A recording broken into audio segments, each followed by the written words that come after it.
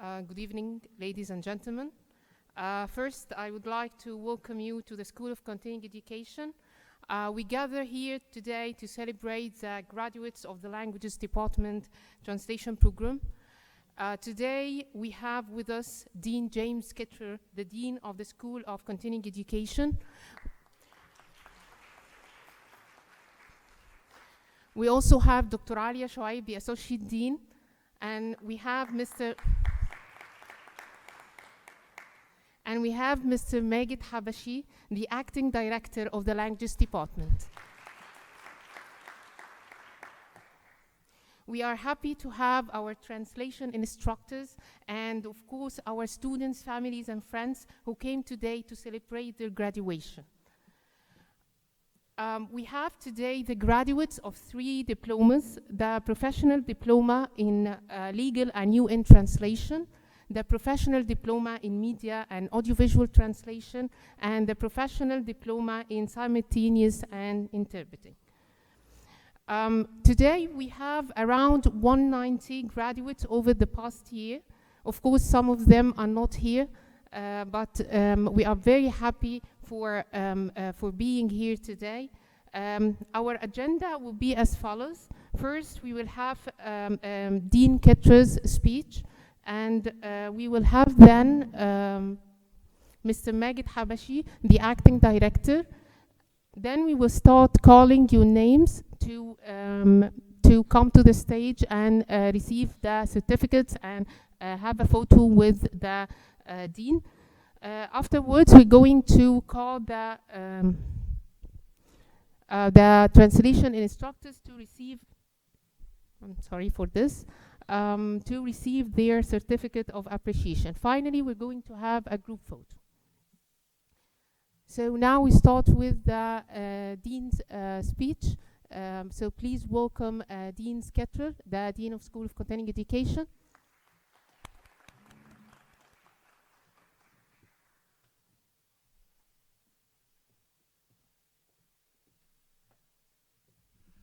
Good evening. I'm not sure if this microphone is working. Can you hear me okay? No. All right. It's always important to have a plan B. I like this more anyway. I don't like to have the podium between me and you, because I'm so happy to be here with all of you and to see you here. I know that several of the graduates couldn't be here. Life is busy. It's hard to get around Cairo. Maybe some of them are still circling in traffic, looking for parking, but you're here. This is the hardcore group that came here, and I'm happy to see your smiling faces. I'm happy to see you here with the sash, with the American University in Cairo logo and name on it, and to be here in this historic hall. Whenever I'm here in this hall, I'm always reminded of the history of this place, that this is really, I think, the center of gravity of the history of the American University in Cairo. This is the very stage from which Kulthum sang.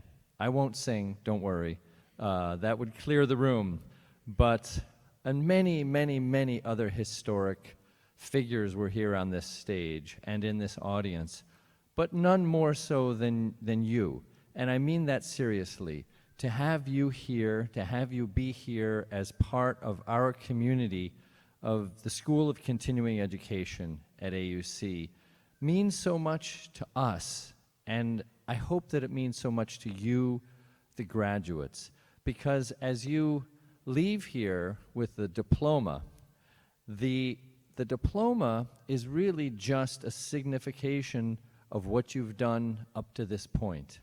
And when we say we're the School of Continuing Education, we mean it, that we continue to do our work and we continue to offer educational opportunities to people of all ages, from all walks of life, and to have them come to us and then do what they want to do with what they've learned with us. And so, speaking of learning, none of that would happen if it weren't for our fabulous instructors. And when I came in here tonight and I was able to greet each one, I really just felt so honored to be among them, because this is the essence of what we do at SCE. And quite honestly, the translation program is one of our premier programs known around the world because of the quality of the people who are in our classrooms. And I don't need to tell you, the graduates, of that, because you have benefited from that experience. But it's worth noting, and I do note it, and I thank each and every one of you. Thank you so much, and please, a round of applause for our instructors, brilliant instructors. I also want to thank the staff at the School of Continuing Education. Dr. Alia Shoeib, our Associate Dean for Instructional Affairs, who oversees this vast enterprise of the school and also oversees the Languages Department and this program. So her leadership is essential to making all of this work, as is the leadership of Mr. Magid and of Ms. Dina and everyone else on staff who makes this work. None of this happens, whether it's the graduation ceremony tonight or the classes that meet each and every time. There's a whole team of people behind all of that that makes it work. And they do make it work, and they make it work brilliantly. I personally am honored to be their colleague, and they also deserve a round of applause for making this program work for you.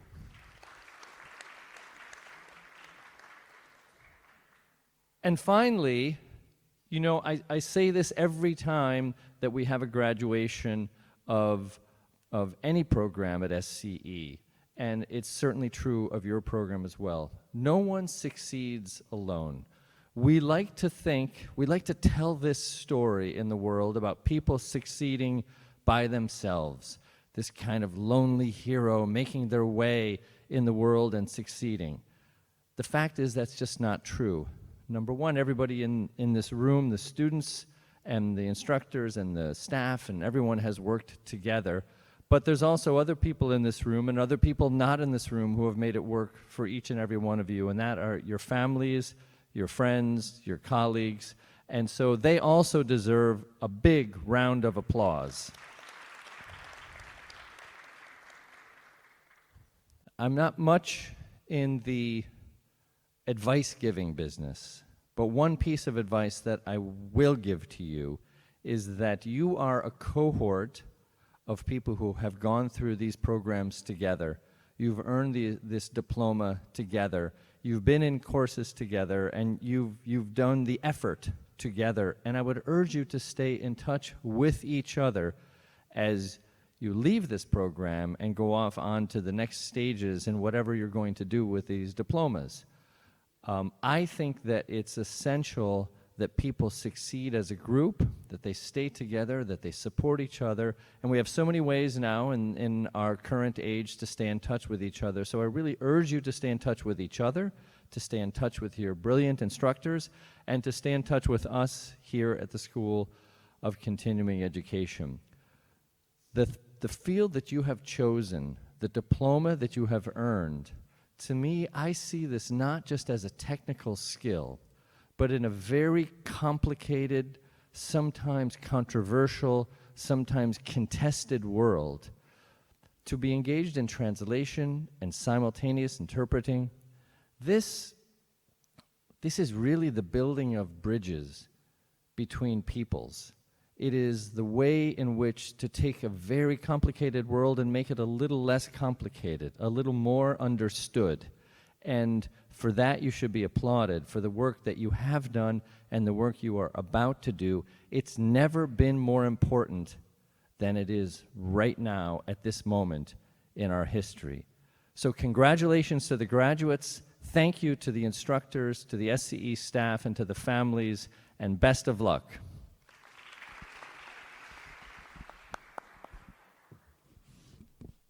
Thank you, Dean Ketterer. And now the speech of Mr. Magid Habashi, the Acting Director of the Languages Department.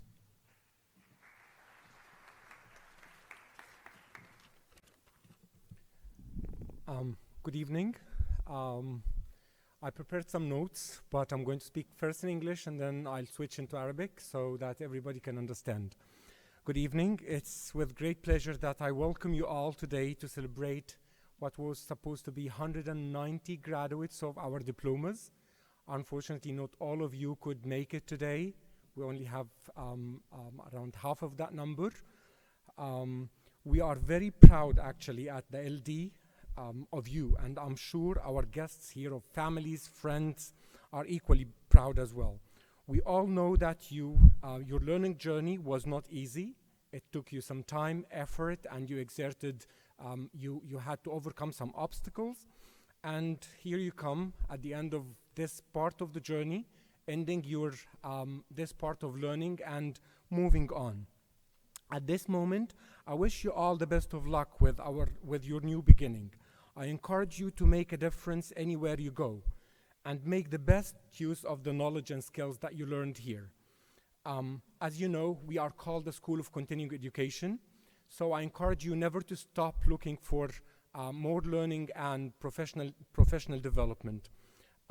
This is your weapon for the future, and this is how you stand out among other people. Finally, as we celebrate your graduation, let's not forget to acknowledge the support provided by families, friends, and people around you, and more importantly, the great effort exerted by our distinguished faculty members that we will celebrate in a moment. Once again, congratulations. I'm very proud of you, just like your families and friends. And خلينا نقل شوية بالعربي. احنا على قد ما احنا مبسوطين ان انتوا خلصتوا الجزء ده من الرحلة بتاعتكم في التعليم، بنشجعكم ما تقفوش لغاية هنا. خليك كل واحد فيكم يحاول يستثمر في نفسه اكتر. احنا عندنا مش بس الدبلومة اللي انت درستها، عندنا دبلومات تاني في الترانزليشن برضو. عندنا شهادة جديدة هنعملها كمان كام شهر للنيوز رايتنج. في حاجات كتيرة قوي ممكن تضيف لك للبورتفوليو بتاعك وانت بتشتغل في الفيلد اوف ترانزليشن. كل حاجة بتعملها بتزودك اكتر وتخليك تستاند اوت في وسط الكومبيتيشن الكبيرة قوي في الماركت دلوقتي. انتوا اوريدي معاكم very good starting point، لكن تقدر تبني عليها وتطلع لقدام اكتر. Don't stop learning. ما تخليش دي نهاية للتعليم بتاعك وتقول أنا كده تمام كفاية. لأ، خليك تكمل وتتعلم أكتر وتنمي في نفسك أكتر. Congratulations once again. بنشكر الفاميليز اللي موجودة معانا والصحاب والأصدقاء، الفاكولتي ممبرز الديستنجويشد بتوعنا اللي ما فيش زيهم في أي حتة تاني في مصر ولا في العالم، وطبعا التيم اللي ما حصلش ال LD تيم اللانجويج ديبارتمنت، مس دينا، مس أميرة أباني، مستر علي ومستر خالد. احنا محظوظين ان احنا معانا ناس بالكفاءة دي وكمان بالكوميتمنت ده للشغل. مبسوطين ليكم. congratulations once again، وما توقفوش تعليم.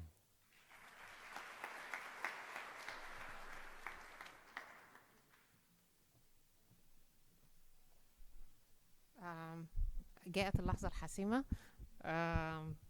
دلوقتي هنبدأ ان احنا ننده على الاسماء. بعد اذنكم انتوا هتطلعوا من السلم هنا وهتنزلوا من السلم الناحية التانية، بحيث انه تسليم الشهادات يكون يعني سريع وسموث بالنسبة لكم. اوكي، طب كده سامعيني احسن؟ اوكي. عبد الرحمن بهاء الدين مصطفى،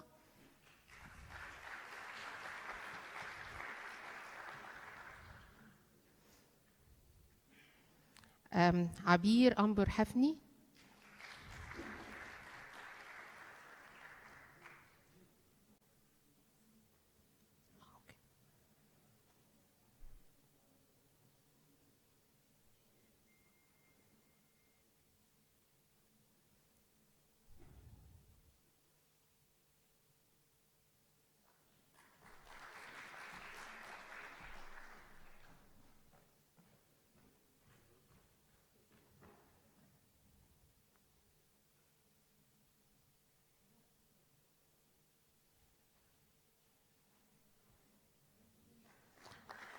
أحمد عبد الستار،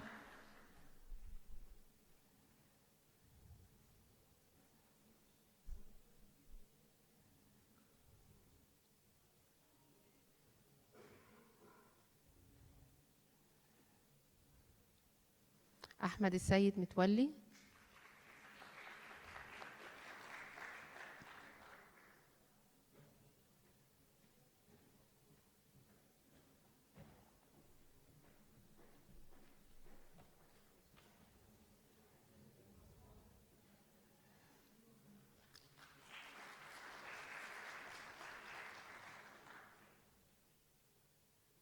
أحمد رفعت صالح.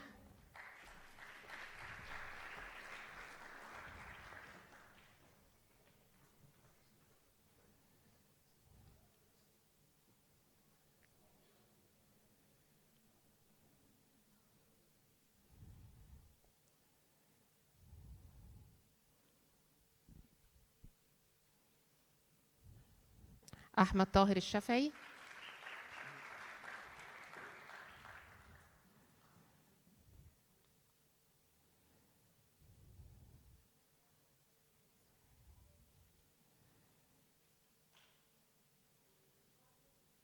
آلاء رأفت خاطر.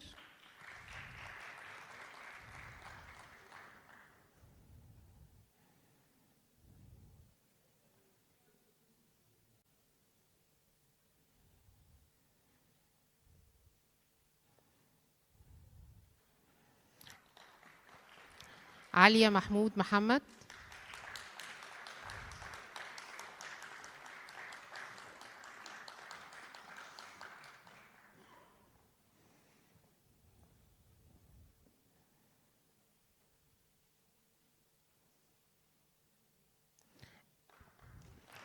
أمال محمد السعدني.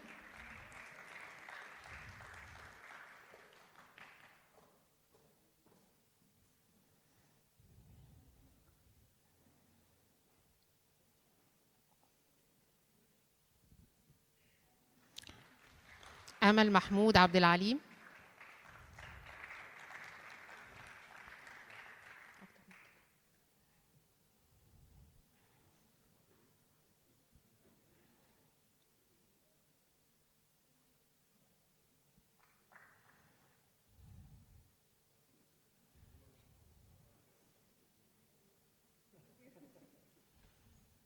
أماني محمد محمد.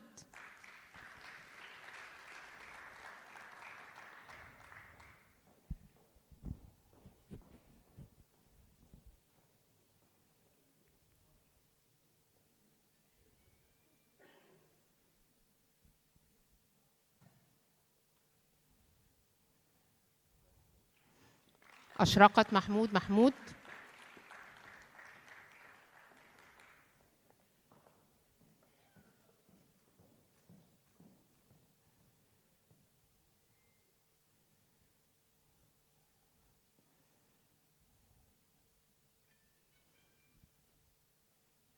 أشرقت أحمد إسماعيل.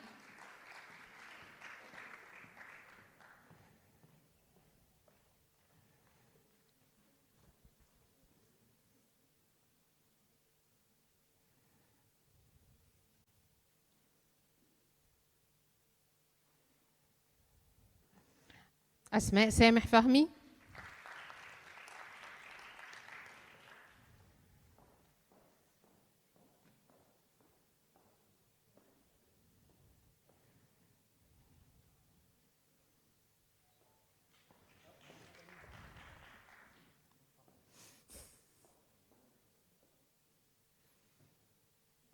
دينا محمد مصطفى.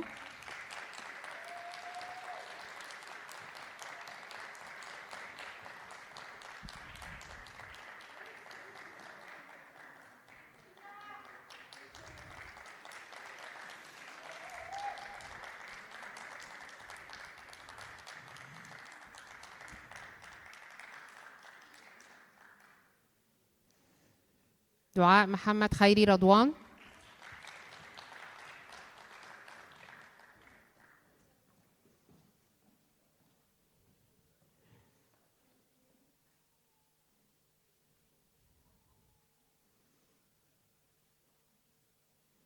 إسراء مجدي إبراهيم.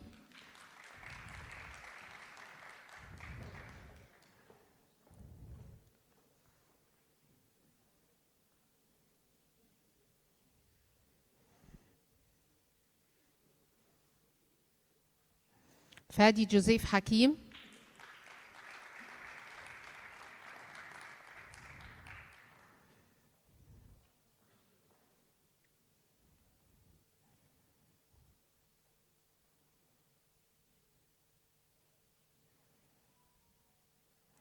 فداء محمد عبد الحليم.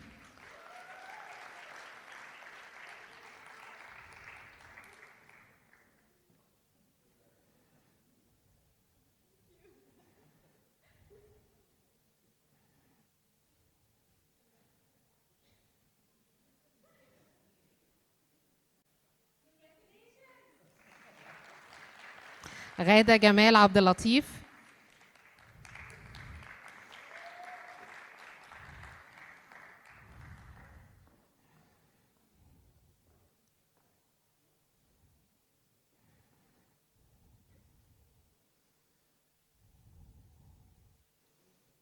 هدير محمد عبد العظيم.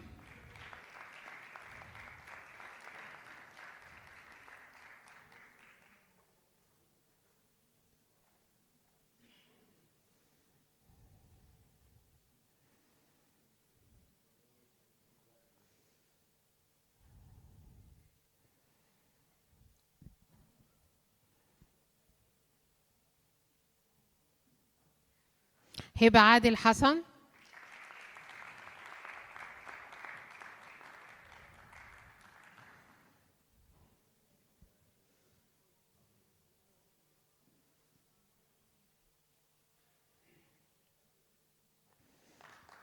هبة سعيد السيد.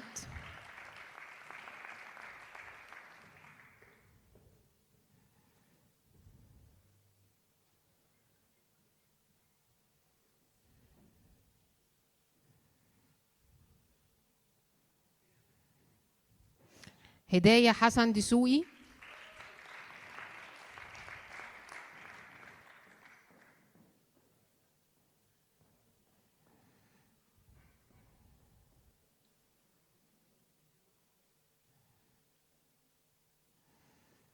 هند محمد عامر.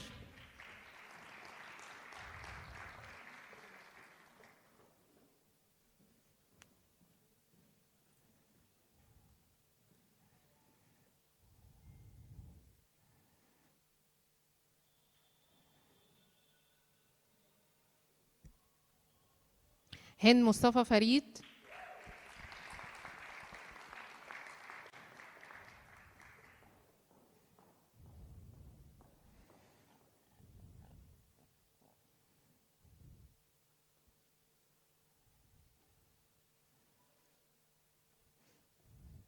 خالد عبد الهادي إبراهيم.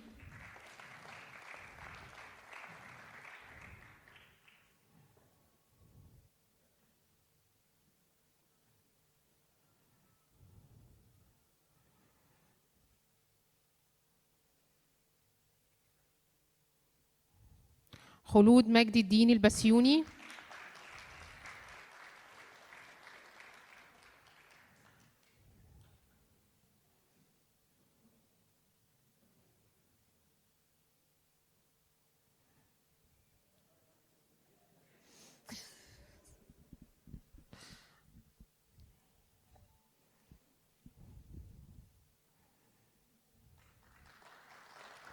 ليلى عادل يماني.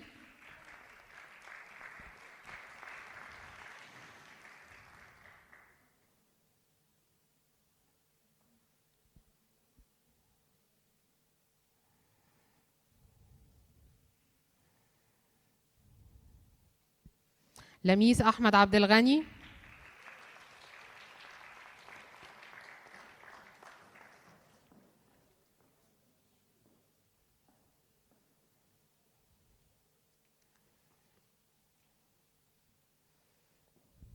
مجدي حامد إسماعيل.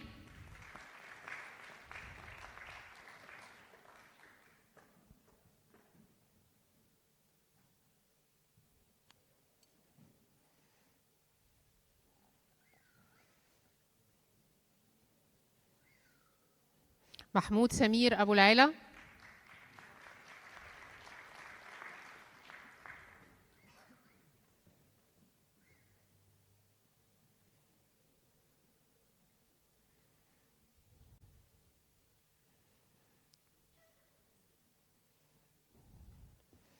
مريم مهدي الشامي.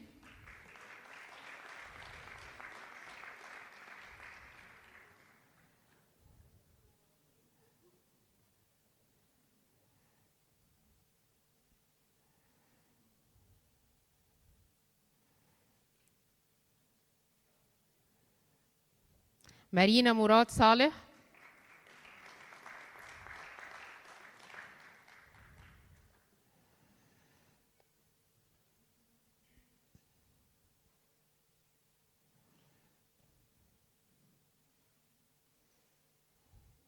مي مدحت هاشم.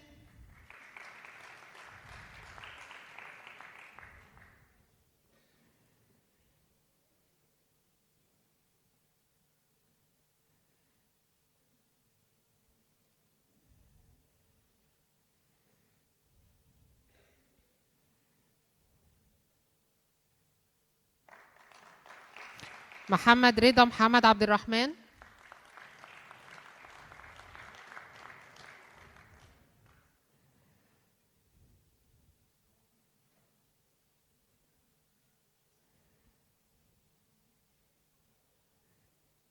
ندى هشام محمد عبد الجواد.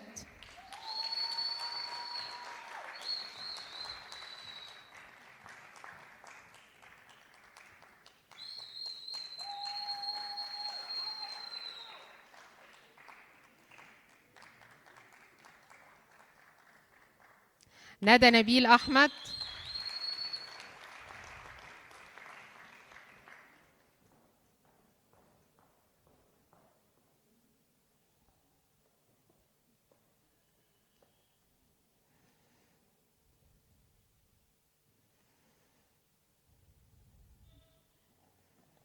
نسمة عباس شومان.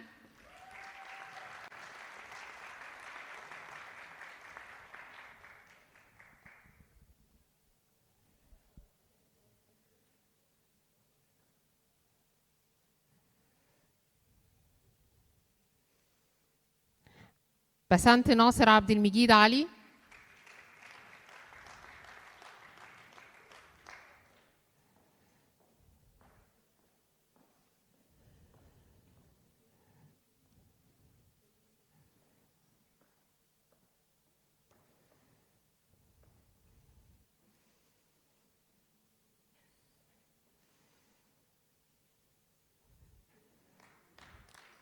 رضوى عاطف عبد الرحمن.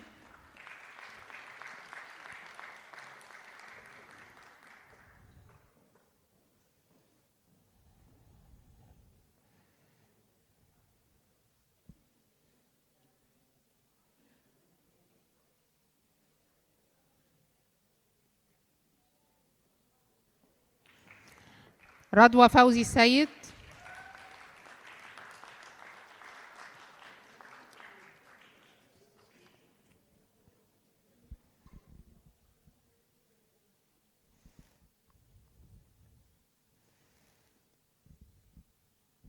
رندا عبد الفتاح الفقي.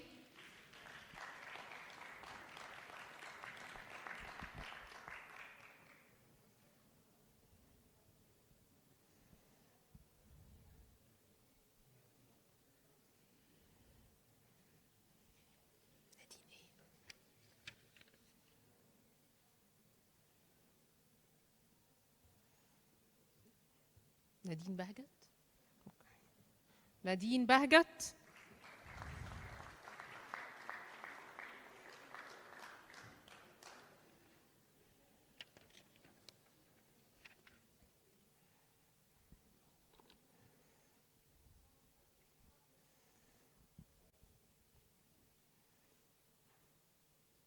ريم حسام الدين كهلة.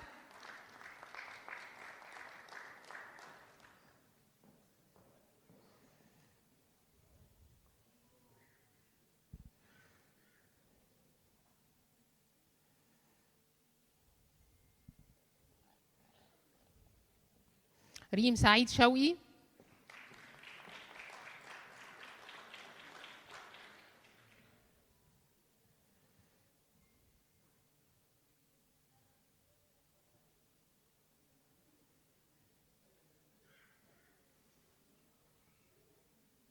ريهام علي سليم.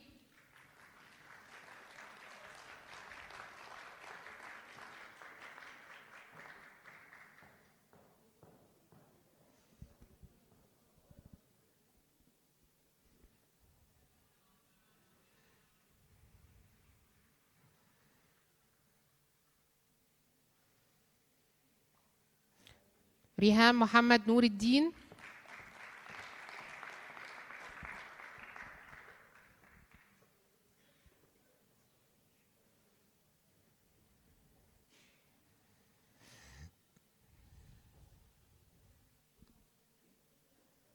رقية نصر طاحون.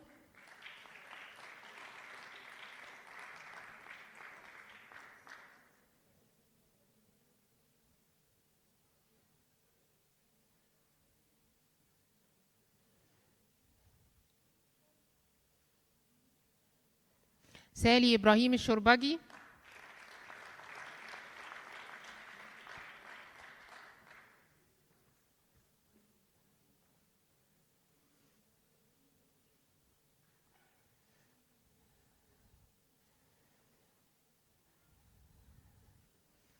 سالي محمد زكريا. سوري سماح محمد زكريا.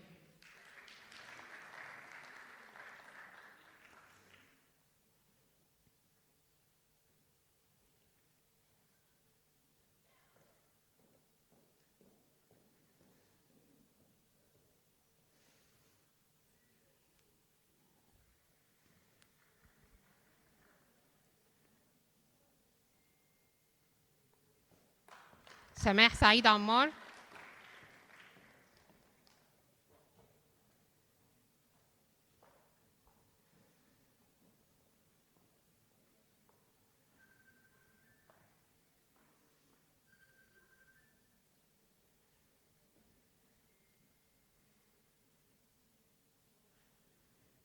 سارة فايز بكار.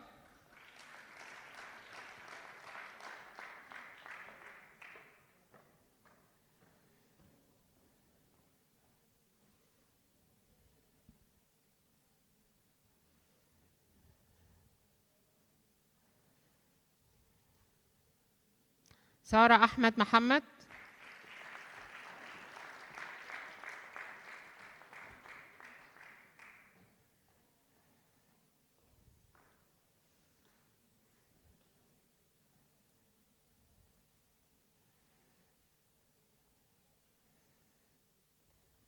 شيماء حمدي سيد.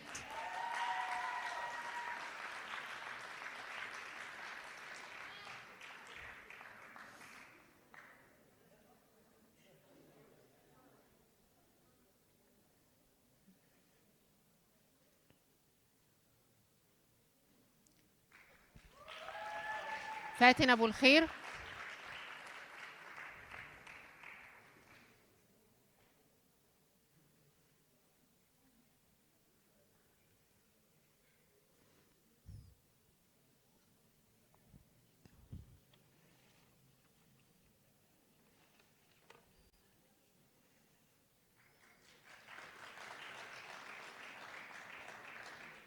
Now I will call the translation instructors to receive the certificate of appreciation.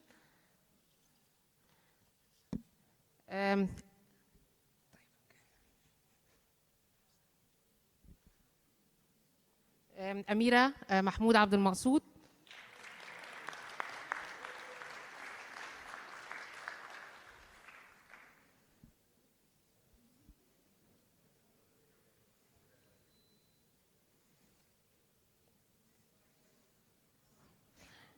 دكتور حليم الديب.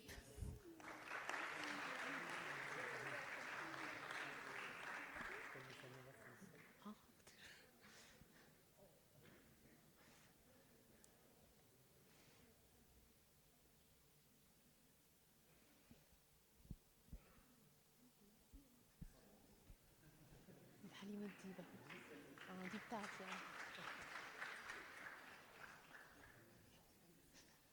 ياسر ولا يسري؟ ياسر يسري.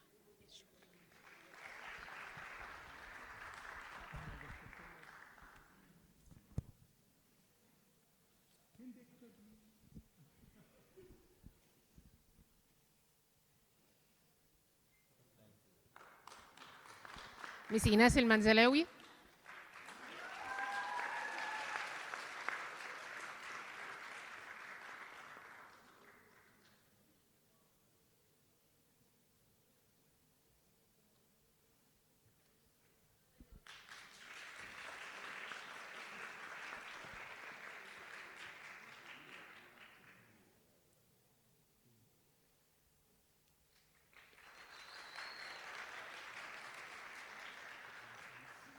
أستاذ محمود العطار.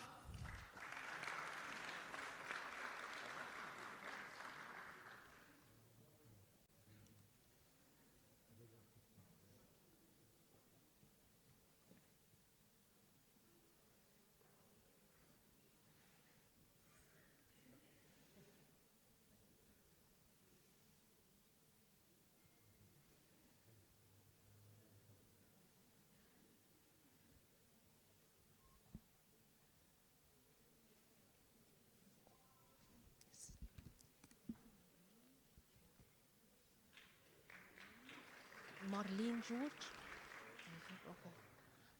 طيب في one student بس came late. مارلين جورج.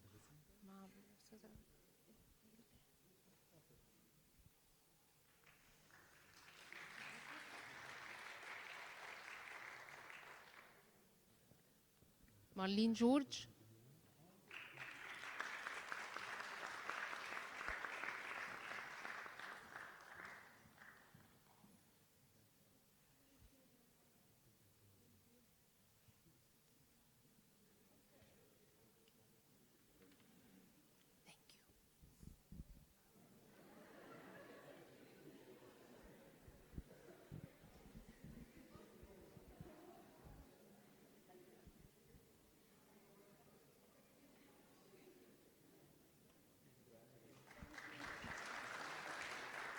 مي.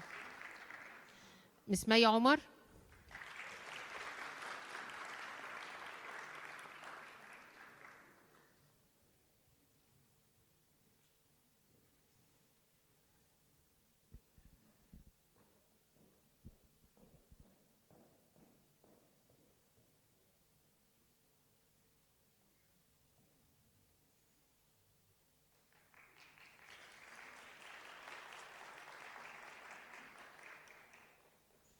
مستر محمد الحسيني.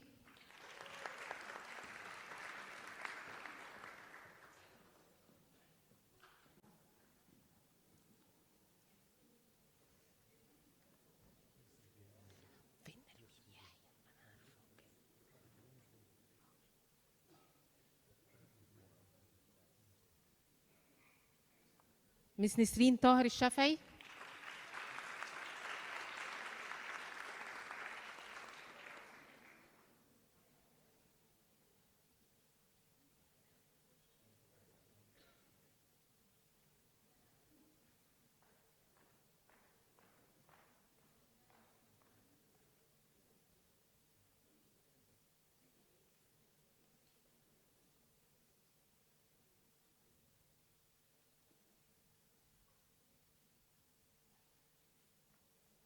مس نيفين يوسف حسين.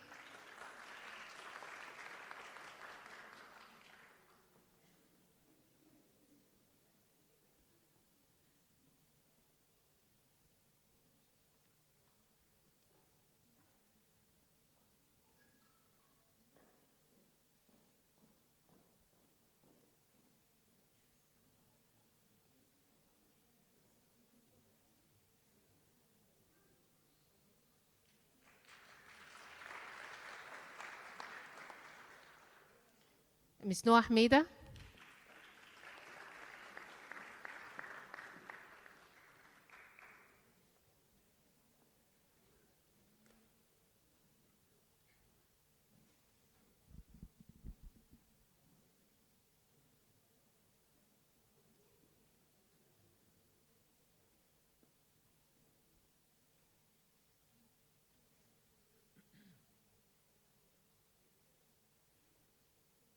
مس سحر نوحي.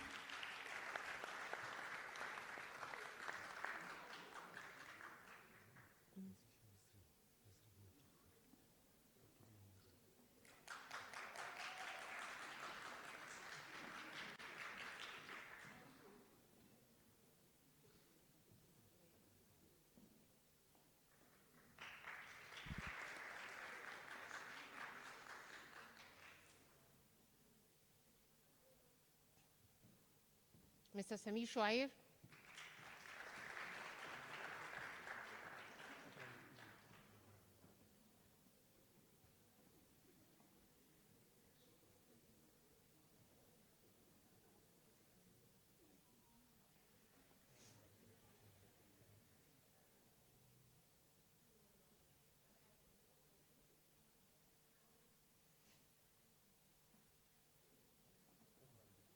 Mr. Yusri Ahmed Mahmoud. Yes.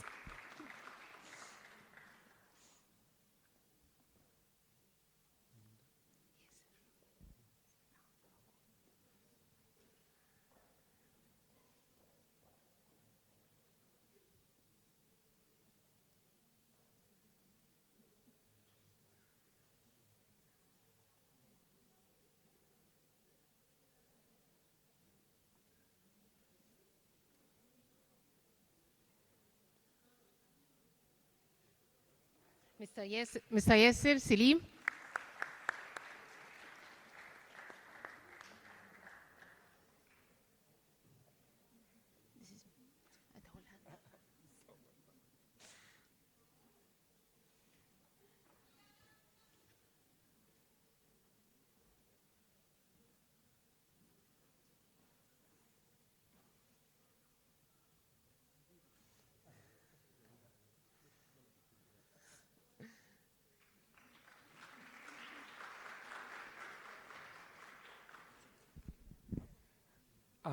Last but not least, we still have Ms. Dina Mansour.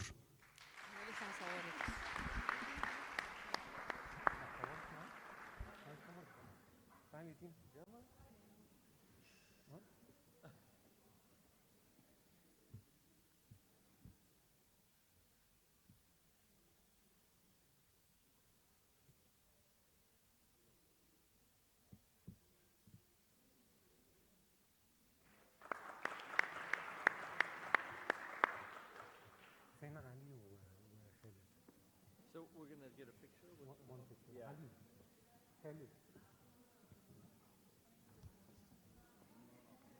Well, Dr. Alia, first we're going to do a picture with the instructor. Come, you come up with No, just with the instructor first. We're just going to...